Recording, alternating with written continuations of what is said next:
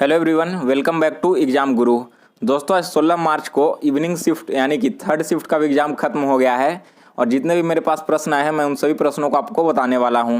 अगर आपका कल एग्ज़ाम है तो आपको यह प्रश्न देखना बेहद ज़रूरी है, क्योंकि आज के शिफ्ट में कुछ प्रश्न रिपीट हुए हैं और आज जो मॉर्निंग शिफ्ट में एग्ज़ाम हुआ था उसमें भी कुछ प्रश्न पिछले दिनों से रिपीट हुए हैं। तो इस वीडियो को बिना स्किप किए शुरू से अंत तक देखिएगा और वीडियो पसंद आए तो लाइक और शेयर कीजिएगा। चलिए देख लेते हैं क्या क्या क्वेश्चन पूछे गए हैं। तो यहाँ पर मेरे पास व्हाट्सएप ग्रुप है अपना एयरफोर्स का, इसमें देखिए क्या क्या क्वेश्चन भेजा गया है अभी।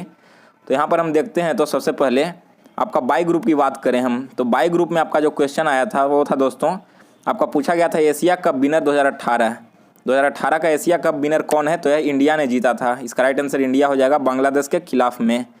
इसके अलावा देखिए जो आपका क्वेश्चन रिपीट हुआ है, प्रेसिडेंट इंडिया, वाइस प्रेसिडेंट पूछा गया था इंडिया का। यह क्वेश्चन भी कल नहीं परसों के एग्जाम में पूछा गया था, वो फिर से आज रिपीट किया गया है, वाइस प्रेसिडेंट ऑफ इंडिया। इसके अलावा इंग्लिश में आपका हैजी का एंटोनिम्स पूछा गया था। तो देखिए हैजी का मतलब होता है धुंधला और इसका राइट आंसर हो जाएगा, एंटोनिम हो जाएगा क्लियर यानी कि साफ। इसके अलावा आपका जो मिसस्पेल्ड वर्ड से क्वेश्चन आता है इंग्लिश में, उसमें इमरजेंसी का पूछा गया था कि इमरजेंसी का सही वर्ड कौन सा है। नेक्स्ट क्वेश्चन आया था कि WTO यानी कि वर्ल्ड ट्रेड ऑर्गेनाइजेशन का हेडक्वार्टर कहाँ है? तो देखिए जो WTO है इसका हेडक्वार्टर है जेनेवा में, राइट आंसर हो जाएगा जेनेवा।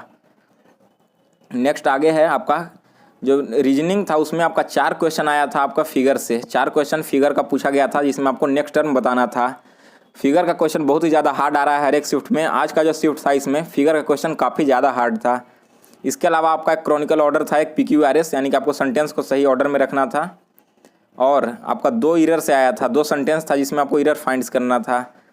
इसके अलावा आपका एक क्वेश्चन पूछा गया था जिसमें कि आपको वर्ब का सही फॉर्म फिल करना था। एक सेंटेंस था, वाज के साथ स्टार्ट था और ब्लैंक था, इसमें करेक्ट हेल्पिंग वर्ड क्या यूज होगा वो आप लोगों को फिल करना था। तो वहाँ पर वेंट और गोन, इसी दोनों ऑप्शन में से आप लोगों को सही फिल करना था। आप सेंटेंस के अनुसार इसको फिल कर सकते थे। इसके अलावा आपका एक वॉइस और एक नरेशन से क्वेश्चन पूछा गया है।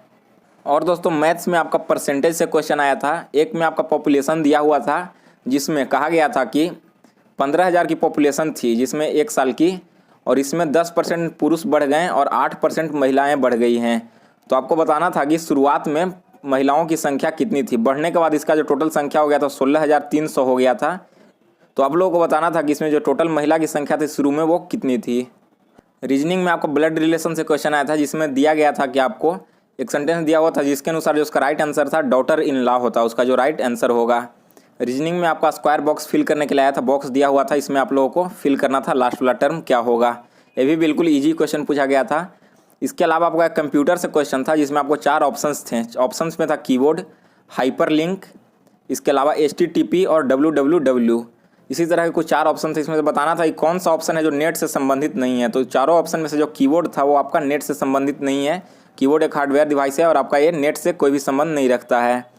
इसके अलावा आपका जो इंग्लिश में क्वेश्चन आया था, आपका पैसेज से 4 क्वेश्चन था इंग्लिश का। पैसेज से टोटल 4 क्वेश्चंस पूछे गए थे। उसके बाद आपका एडमायरेबल का एडवर्ब पूछा था। एडमायरेबल का एडवर्ब क्या होगा ये आप लोगों को बताना था।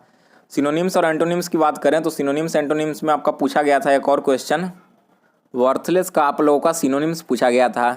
इसके अलावा 1 वर्ड सब्स्टिट्यूशन में जो क्वेश्चन आए थे वो था आपका ऑर्डर विथ टाइम, समय के साथ ऑर्डर, इसका 1 वर्ड क्या था? तो क्रोनोलॉजिकल इसका सही आंसर हो जाएगा। इसके अलावा आपका जो जीके में क्वेश्चन पूछा गया था, जीके का काफ़ी कम क्वेश्चन आ जाया है, लगभग 4 से 5 ही क्वेश्चन पूछे गए थे।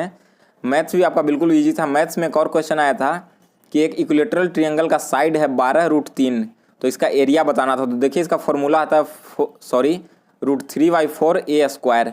तो इस तरह अगर हम कैलकुलेट करेंगे तो इसका एरिया निकल कर आ जाएगा 9 सेंटीमीटर स्क्वायर, राइट आंसर हो जाएगा 9 सेंटीमीटर स्क्वायर।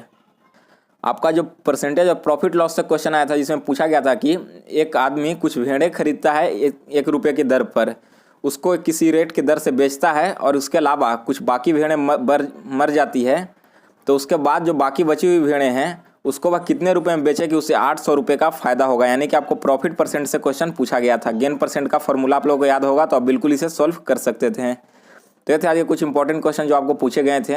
आपको वीडियो पसंद आया हो तो लाइक और शेयर कीजिएगा, और इस चैनल को सब्सक्राइब नहीं किया है तो इसे सब्सक्राइब करके बेल नोटिफिकेशन को ऑन कर लें ताकि आगे आने वाली हर एक वीडियोज़ की नोटिफिकेशन आपको सबसे पहले मिलती रहे।